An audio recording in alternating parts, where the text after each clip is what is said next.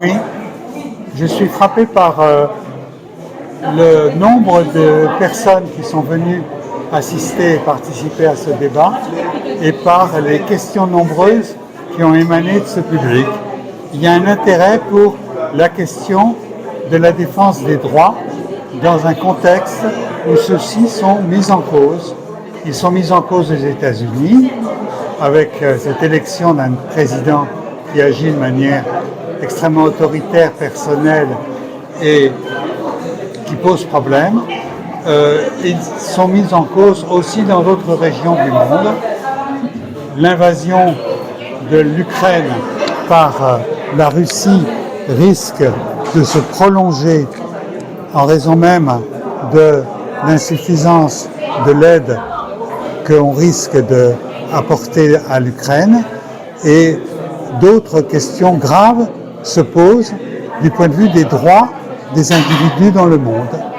On est inquiet pour les Palestiniens, on est inquiet pour d'autres peuples, et il est important de réagir.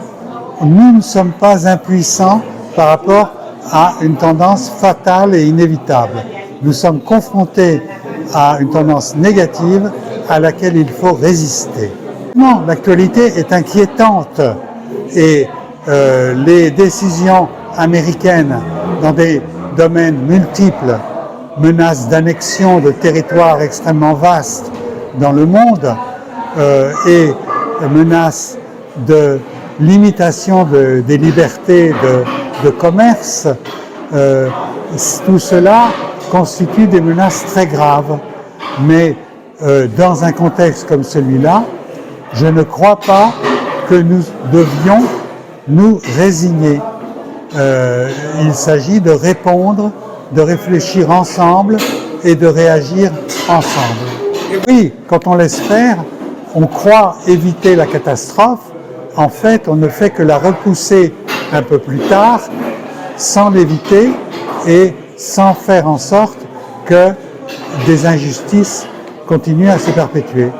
Donc, il faut réagir comme le font, semble-t-il, les Européens par rapport aux nouvelles dispositions stratégiques des États-Unis, et comme nous devons, citoyens français, le faire dans de multiples domaines. Alors cette rencontre qui est suscitée par la commune de Basse-Terre est un exemple de ce qu'il faut faire de manière plus large sur l'ensemble du territoire national français et aussi ailleurs pour que les peuples prennent la parole et imposent leur volonté. Le beau débat a été créé aussi par Gilles Manseron, qui a fait une présentation remarquable de la problématique. Je crois que cette problématique a été lancée par Gilles Manseron, a suscité une réflexion profonde sur le thème.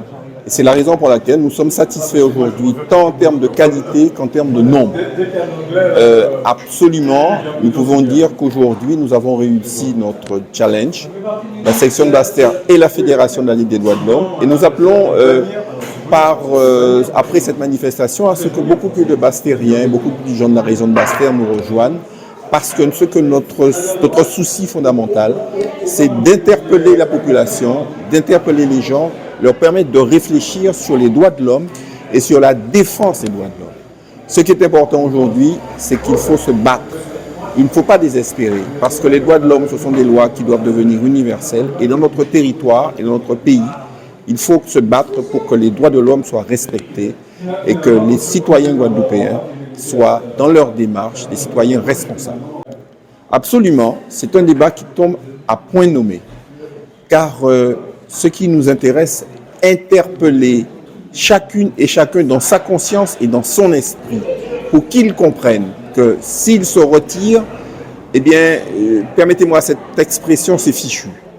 Or, il faut se battre pour faire respecter ses droits.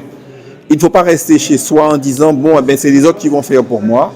Il faut que ce soit chaque personne, chaque femme, chaque homme, chaque jeune, chaque aîné, qui doit prendre ses responsabilités pour permettre que dans le quotidien de la vie, collectivement et individuellement, nous puissions prendre le combat des droits de l'homme à bras le corps. Vous savez, il y a une formule qui dit à la Ligue des droits de l'homme, la Ligue des droits de l'homme et le combat pour la Ligue des droits de l'homme est un combat permanent dans le quotidien de notre vie, partout sur ce territoire guadeloupéen qui le mérite bien. Il faut, comme vous le dites, c'est vrai, nous nous battons depuis fort longtemps pour tout cela. Il faut, comme vous le dites, aller plus loin.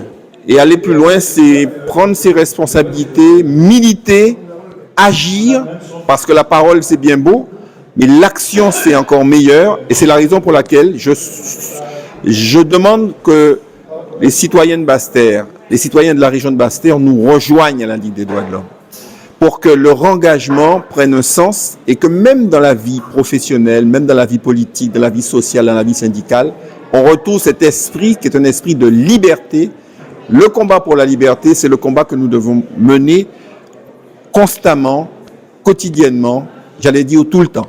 Il faut nous combattre pour faire nous respecter devant nous en pays.